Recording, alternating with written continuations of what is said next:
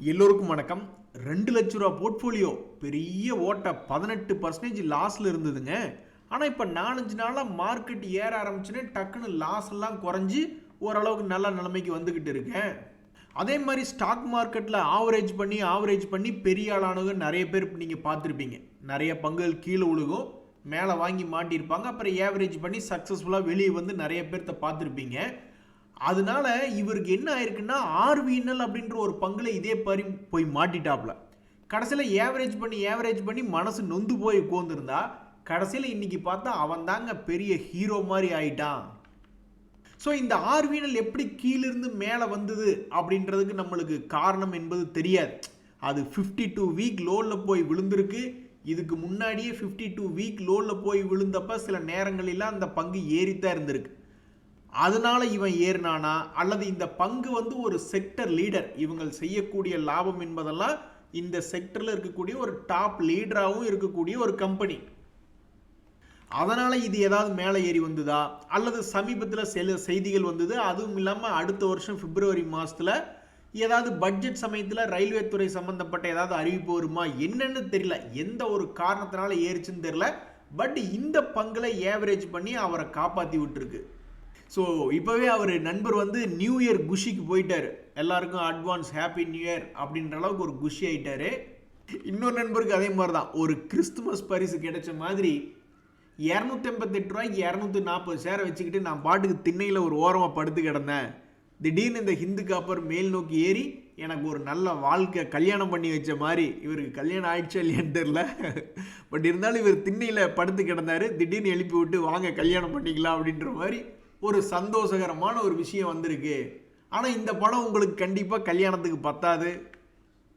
நண்பர்களே, இன்னைக்கு மார்க்கெட்டே சரியில்லை. 100 பாயிண்ட் இறங்கி மோசமாக இருக்கக்கூடிய இந்த நேரத்தில் ஒரு திடீர்னு குட் நியூஸ் வருதா அப்படின்றத இப்போ ஒரு மிக முக்கியமான கேள்வி. நம்மளுடைய மார்க்கெட் கீழே விழுந்ததுக்கு இந்த உக்ரைன் ரஷ்யாவும் ஒரு காரணம். ஏன்னா அவங்க சண்டை போட போய் தான் நம்மளுக்கு அமெரிக்கா கூட கொஞ்சம் விதண்டாவாதமாகி கொஞ்சம் அப்படி இப்படின்னு போய்கிட்டு இருக்கு.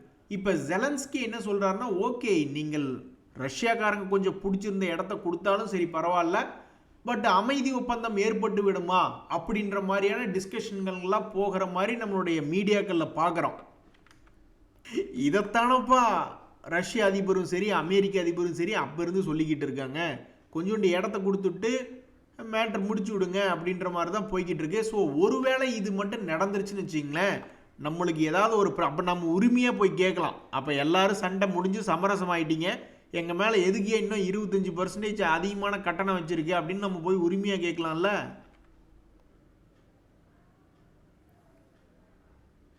நண்பர்களே, போன குவார்ட்டர்லி ரிசல்ட்லேயே பல பங்குகள் செய்த காரியம் என்ன அப்படின்ற ஒரு கேள்வி இருக்குது.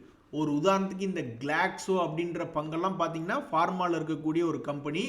அவங்கெல்லாம் பண்ணியிருக்கக்கூடிய வேலை என்ன அப்படின்னு பார்த்தீங்கன்னா, அவங்களுடைய ஆப்ரேட்டிங் ப்ராஃபிட் மார்ஜினும் அதிகமாக ரிப்போர்ட் பண்ணியிருக்காங்க, லாபத்தையும் அதிகமாக போன குவார்ட்டரோட கம்பேர் பண்ணல அதிகமாக ரிப்போர்ட் பண்ணியிருக்காங்க. இருந்தாலும் அந்த பங்கு செய்த காரியம் என்ன? போன Q2 ரிசல்ட் வந்தப்ப நான் எதுவுமே பண்ணல தம்பி, நான் சும்மா தான் இருந்தேன். ரிசல்ட் வந்ததுக்கப்புறம் கீழே இறங்கினேன், மறுபடியும் ரிசல்ட் வந்தப்போ என்ன ரேட் இருந்ததோ அதே ரேட்டுக்கு போனால் அப்புறம் மறுபடியும் தொப்பு கட்டின்னு விழுந்துட்டேன். ஆக மொத்தம் ஒரு 2.5 மாதத்தை வேஸ்ட்டு தான் பண்ணி விட்டேன் அப்படின்ற மாதிரி தான் அதனுடைய ஷேர் ப்ரைஸ் இருக்குது. ஸோ இப்போ அனௌன்ஸ்மெண்ட் ஸ்டார்ட் ஆயிடுச்சு நண்பர்களே. இப்போ கூட நான் பார்த்தேன், நிப்பான் லைஃப் இந்தியா அசட் மேனேஜ்மெண்ட் அப்படின்ற கம்பெனி அவங்களுடைய போர்ட் மீட்டிங் எப்போ நடக்குது, அவங்களுடைய ஃபினான்ஷியல் ரிசல்ட் அனௌன்ஸ்மெண்ட் பண்ணுறதுக்காக நடக்குது அப்படின்ற மாதிரி நிறைய பங்குகள்லாம் ரிசல்ட் டேட்டா அனௌன்ஸ்மெண்ட் பண்ண ஆரம்பிச்சிட்டாங்க.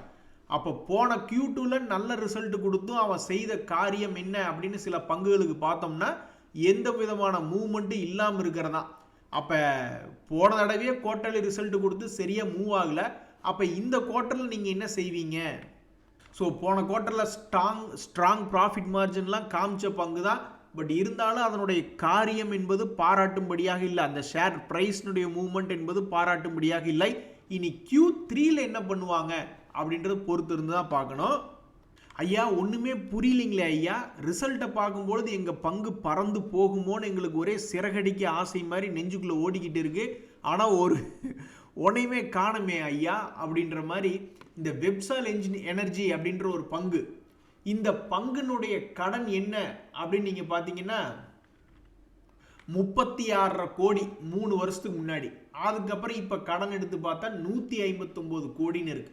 அதே மாதிரி அதனுடைய பேலன்ஸ் ஷீட்டில் எடுத்து பார்க்கும் பொழுது அவங்ககிட்ட 159 கோடி என்பது கடனாக இருந்தாலும் அதர் அசெட்ஸில் 204 கோடி அப்படின்ற மாதிரி இருக்கு. அதே மாதிரி அவங்களுடைய ப்ராஃபிட் அண்ட் லாஸ் எல்லாம் எடுத்து பார்க்கும்போது முதல்ல லாஸ் பண்ணிக்கிட்டு இருந்த ஒரு கம்பெனி இப்போ லாபத்தில் ரிப்போர்ட் பண்ணியிருக்கு. ஆனாலும் ஏதாவது மரியாதை இருக்கிறதா இந்த வருஷத்தில் அப்படின்னு பார்த்தோம்னா பெருசாக மரியாதை இல்லை. ஒரே ஒரு ரவுண்டு ஒர்க்கு என்ன பண்ணியிருக்காங்கன்னா ஒரு 90 ரூபா ரேஞ்சிலிருந்து ஒரு 160 ரூபா வரைக்கும் போயிருக்கு. ஆல்மோஸ்ட் ஒரு 70-60% வச்சுங்களேன். ஆனால் அந்த ஒரு ரவுண்டு போனதுக்கப்புறம் ஒன்றுமே இல்லை, மறுபடியும் அதனுடைய பழைய ரேட்லேயே வந்து விழுந்திருக்கு இந்த வெப்சால் எனர்ஜி அப்படின்ற பங்கு. ஸோ இந்த ஷேர் ஹோல்டர்ஸ் என்ன நினைப்பாங்க, இந்த பங்கு சிறகடிக்கணும், நல்ல ஒரு மாதிரி வருமானத்தை கொடுக்கணும் அப்படின்னு நினச்சிருந்தாலும் அந்த பங்கு வந்து பெருசாக கடன் என்பதை குறைக்கல. ஸோ இதனுடைய கடன் குறைக்கக்கூடிய ட்ரெண்ட் என்பது மோசமாக தான் இருக்குது. முதல்ல 36 கோடினா இப்போ 159 கோடி கடனாக இருக்குது. அதனால் எப்போ சிறகடிச்சு எப்போ நம்ம நல்லதாக இருக்கிறது அப்படின்ற மாதிரி அந்த ஷேர் ஹோல்டர்ஸ் எல்லாம் பாவம் வெக்ஸாய்க்கு வந்திருக்காங்க. எது எப்படியோ இந்த வருஷத்தினுடைய லோ ப்ரைஸ் கிட்ட வந்து இந்த வெப்சால் எனர்ஜி அப்படின்ற பங்கு ட்ரேட் ஆகிட்டு இருக்கு. இது போன்ற பங்குகள்லாம் என்னைக்கு ரிசல்ட் கொடுப்பாங்க அப்படின்னு பார்க்கறதுக்கு பல பேர் ஆர்வமாக இருக்காங்க.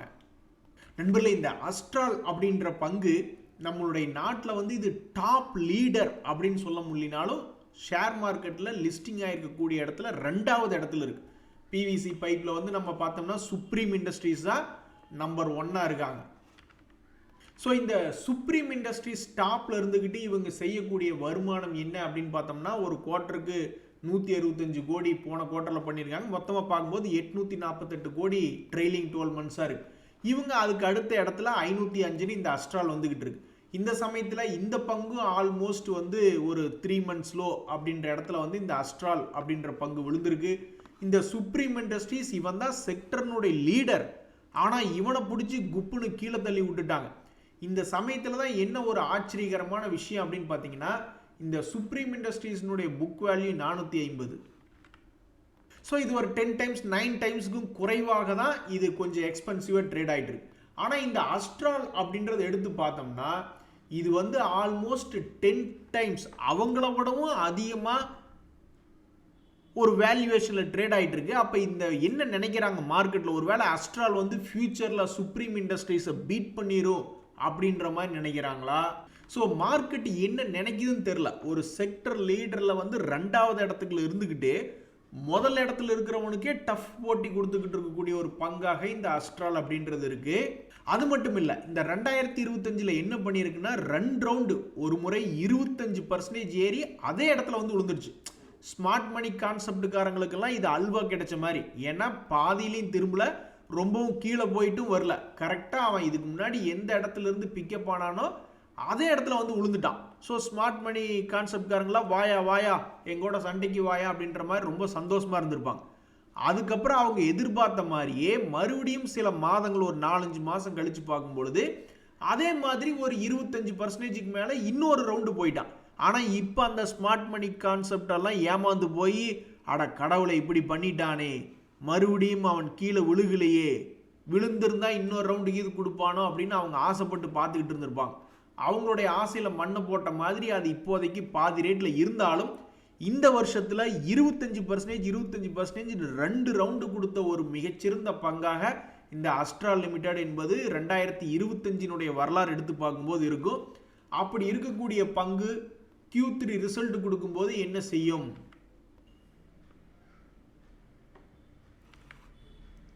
நண்பர்களே, நாம் இப்போ ஒரு 7 ஷேர் பார்க்க போகிறோம். 7 ஷேரு அநியாயத்துக்கு கீழே இறங்கி கிடக்கிறானு. நீ எப்போதாயா கண்ட்ரோலுக்கு வருவ, ஏன் நீ எப்போ பாரு நீ கீழேயே இருக்கீங்க அப்படின்ற மாதிரி பல பங்குகளை பார்க்கும்போது நம்மளுக்கு தோணும். அப்படி தான் சில பங்குகள் கீழே விழுந்து, ஆனால் பெரிய பங்குகள் தான், விலை வீழ்ச்சி ரொம்ப அதிகமாக கிடக்கு, ஆனாலும் பெரிய ஆளு தான். ஒரு உதாரணத்துக்கு இந்த REC லிமிடெட் அப்படின்ற பங்கெல்லாம் எடுத்து பார்த்தோன்னு வச்சுங்களேன், அவன்கிட்ட பெருசாக எக்ஸ்பென்சிவே இல்லை அப்படின்ற மாதிரி தான் நிறைய பேர்த்துக்கு தோணும். விவாதமே வச்சுக்குவாங்க. இந்த REC லிமிடெட் என்ன இப்படி அநியாயத்துக்கு சீப்பாக கிடக்குதுன்னு ஒரு பக்கம் பேசுவாங்க. இன்னொரு பக்கம் இல்லை அதெல்லாம் ரொம்ப விலை அதிகம் தான், PE ரேஷியோ கம்மியாக இருந்தால் மட்டும் ஆச்சா, ஃபியூச்சரை வந்து பார்க்க வேணாமா அப்படின்னு அந்த பக்கம் ஒரு வருத்தம் பேசுவாங்க. ஆனால் பொதுவாக லாங் டேர்ம் இன்வெஸ்டர்ஸ் வந்து நீண்ட கால அடிப்படையில் பெரிய அளவுக்கு லாபம் வரணும்னு தான் எதிர்ப்பாங்க. ஸோ இந்த ஆர்இசி லிமிடெட் பொதுவாக இந்த மாதிரி கடன் கொடுத்து கடன் வாங்கக்கூடிய அந்த ஃபைனான்சிங் பண்ணக்கூடிய கம்பெனிகளில் இந்த ஸ்டாக் பி என்பது பார்க்க மாட்டாங்க, அதனுடைய அசட் குவாலிட்டி தான் பார்க்கணும். நான் பர்ஃபார்மிங் அசட் இது இருக்கா அல்லது அவங்க லாபம் ஏறிக்கொண்டு வருகிறதா அந்த மாதிரி தான் பார்க்கணும்பாங்க. ஸோ ஸ்டாக் பி என்பது இண்டஸ்ட்ரி பியோட அது கம்மியாக இருந்தாலும், இண்டஸ்ட்ரி பி வந்து 23 தான், ஸ்டாக் பி 5 அப்படின்ற மாதிரி இருந்தாலும் இது பெரும் விவாதத்துக்கு உரியது அப்படின்ற மாதிரி தான் இந்த ஃபைனான்ஸ் கம்பெனிகளுடைய டிஸ்கஷன் இருக்கு. எது எப்படியோ இது போன்ற இந்த ஆர்இசி லிமிடெட்னுடைய விலை ஆல்மோஸ்ட் 50% பக்கம் இறங்கி ட்ரேட் ஆகிட்டு இருக்கு. என்ன ரங்கா இது நியாயமா? அதே மாதிரி ரியல் எஸ்டேட் சம்மந்தப்பட்ட பங்குகள்லாம் இனி நியூ இயர் பிறக்க போது, புது வருஷத்தில் புதுசாக விலை ஏற்றி விட்டாலும் ஆச்சரியப்படுறதில்ல. ஹோட்டல் தொழிலிருந்து ரியல் எஸ்டேட்டில் எதையெல்லாம் விலை ஏற்றி விடுவாங்கன்னு யாருக்குமே தெரியாது. ஸோ இன்றையிலிருந்து ஏதாவது ரியல் எஸ்டேட் பங்குகள் அல்லது ஹோட்டல் துறை பங்குகளுக்கு ஏதாவது நல்லது நடக்குமா? சமீபத்தில் கூட ஐடிசி ஹோட்டல்ஸில் நிறைய நியூஸ் வரதாங்க இருக்குது. ஐடிசி ஹோட்டல் மட்டுமா, லெமன் ட்ரீ ஹோட்டல்லேருந்து ஆரம்பித்து நிறைய ஹோட்டல்ஸ்லாம் வந்து எக்ஸ்பான்ஷனில் தான் போய்கிட்டு இருக்காங்க. ஆனால் ஸ்டாக் மார்க்கெட்டில் அதனுடைய விலைகளை பொறுத்த வரைக்கும் ரொம்ப அநியாயத்துக்கு கீழே இறங்கி ட்ரேட் ஆகிட்டு இருக்கு. அதுலேயும் இந்த ஐடிசி ஹோட்டல் தான் மனுஷனை சந்தோஷப்படுத்திக்கிட்டு இருந்தான். சரி ஐடிசி தான் ஏறல, ஐடிசி ஹோட்டலாவது நல்லா இருக்கேன்னு அப்படின்னு சந்தோஷப்பட்டு பார்த்துக்கிட்டு இருந்தா 260 ரூபாயிலிருந்து இதுவும் ஒரு 20-30% பக்கம் கீழே இறங்கி 198 ரூபாய்னு ட்ரேட் ஆகிட்டு இருக்கு. இதே ஸ்மார்ட் மணி கான்செப்டுக்காரங்க வந்து இந்த பங்கு இன்னுமே மோசமாக கீழே விழுந்து 160 வந்ததுன்னா கூட அவங்க சந்தோஷப்பட்டுக்கிட்டு இருப்பாங்க. இப்போ இதில் யாருமே சந்தோஷப்பட முடியாது அப்படின்ற மாதிரி ஒரு சென்டர் பாயிண்டில் கொண்டு வந்து நிறுத்தியிருக்காங்க. இதனுடைய 200 days மூவிங் ஆவரேஜ் பக்கத்தில் இந்த ஷேர் வந்திருக்கிறது அப்படின்றதான் இதனுடைய செய்தி. அடுத்தது அதே மாதிரி இந்த டிஎல்எஃப் நண்பர்களே, அதாவது வந்து ரியல் எஸ்டேட் கம்பெனியில் வந்து கடனை குறைக்கிறது சின்ன விஷயமே கிடையாது. அவங்களுக்கு திடீர்னு ரா மெட்டீரியல் காஸ்ட்லாம் ஏறிக்கிட்டே தான் இருக்கும். அவங்களுக்கு என்னைக்கு இறங்கி நீங்கள் பார்த்துருக்கீங்க, சிமெண்ட் விலை எனக்கு தெரிஞ்சே 120 ரூபாய்க்குலாம் இருந்தது ஒரு மூட்டையே. இப்போல்லாம் என்ன ரேட்டுன்னு எனக்கு தெரியல, ஏன்னா வீடு கட்டுறவனுக்கு தானே அதை பற்றி தெரியும். அது மாதிரி ஸ்டீல் விலையிலிருந்து எல்லாம் ஏறிக்கிட்டே தான் இருக்குது. அதனால் ரியல் எஸ்டேட் தொழில் வந்து பாவம் பெரிய ப்ராஜெக்ட் அவன் பாட்டுக்கு 10,000 வீடு அப்படின்ற மாதிரி புக் பண்ணிட்டு கடைசியில் ஏதாவது கொடுக்க முடியாமல் போயிடுச்சுன்னு என்ன பண்ணுறது? இப்படி இருக்கக்கூடிய நிலைமையிலையும் இந்த டிஎல்எஃப் கடந்த 3 வருஷத்தில் அவனுக்கு ஒரே ஜாலி. ஏன்னா 4182 கோடி பக்கம் இருந்த கடனை அப்படியே குறைச்சி வெறும் 1777 கோடின்னு தான் கொண்டு வந்திருக்காங்க. இதுக்கு முன்னாடியெல்லாம் வெறும் 500 கோடின்னு லாபம் பார்த்துக்கிட்டு இருந்தவங்க கோவிடுக்கு அப்புறமெல்லாம் பார்க்கல இப்போ 4300 கோடி. எல்லாத்துக்குமே இப்படி தாங்க ஆசை, எனக்கும் தான் இப்படி ஆசை, போய் இந்த மாதிரி ஏதாவது ஒரு சென்னையிலையோ அல்லது ஏதாவது ஒரு பெங்களூர்லையோ இந்த மாதிரி ஏதாவது இந்த கூண்டுக்குள்ளே, இந்த புறா கூண்டுக்குள்ளே நம்மளும் போய் இருந்துக்கணுன்ற ஒரு ஆசை தான்.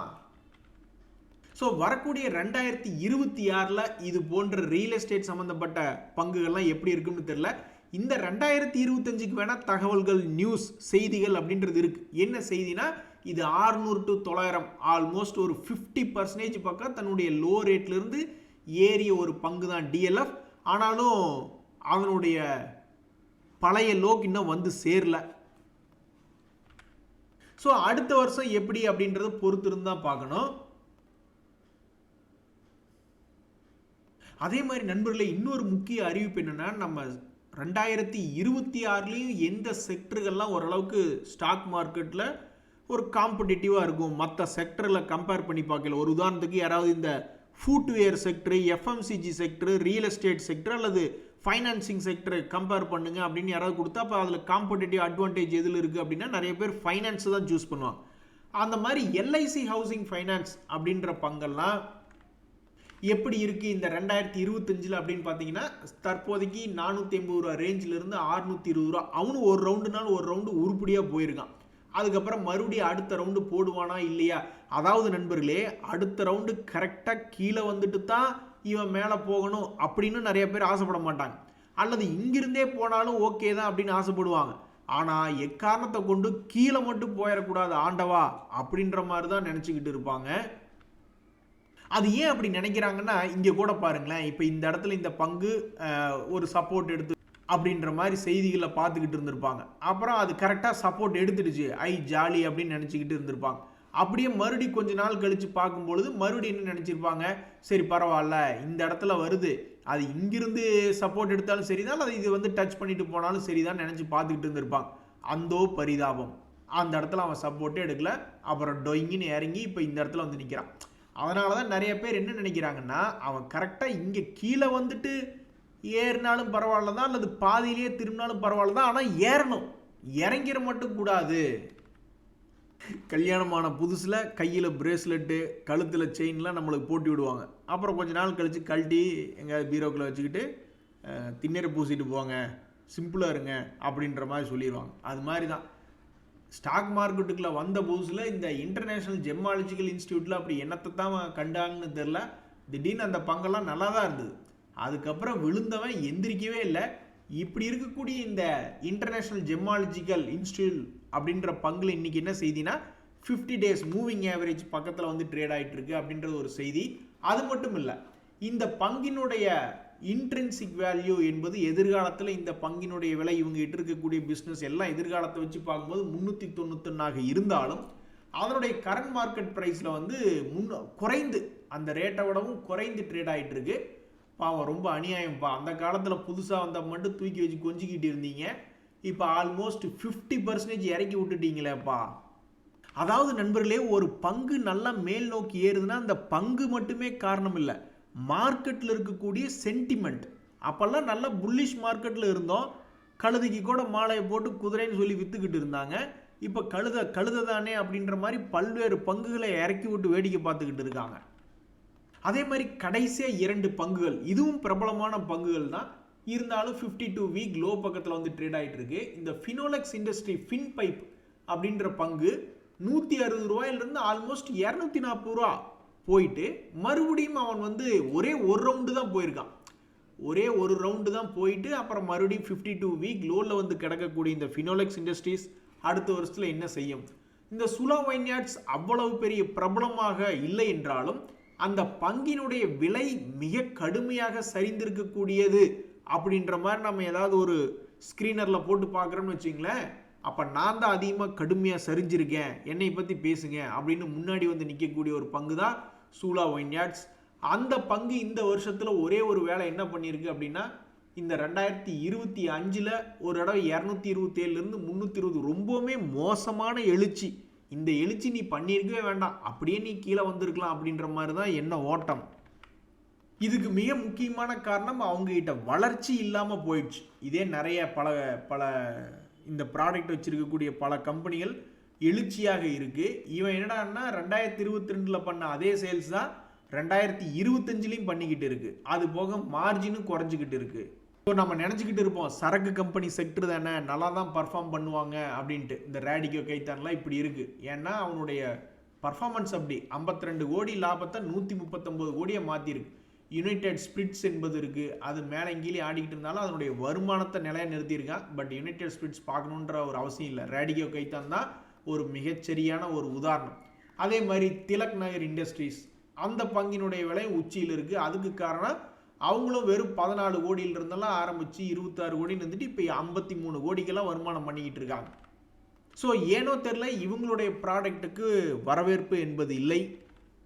ஸோ செக்டர் நல்ல செக்டராக இருந்தாலும் அவங்ககிட்ட இருக்கக்கூடிய ப்ராடக்ட் அது எல்லாமே ரொம்ப முக்கியமாக இருக்குது. எப்படியோ நண்பர்களே, எத்தனையோ பேர்த்துக்கு அவங்களுடைய போர்ட்ஃபோலியோ ரொம்ப பெரிய ஓட்டையாக இருந்தது, இப்போ லாஸ் எல்லாம் கம்மியாகிட்டு வருது. ரொம்ப சந்தோஷம். நன்றி, வணக்கம்.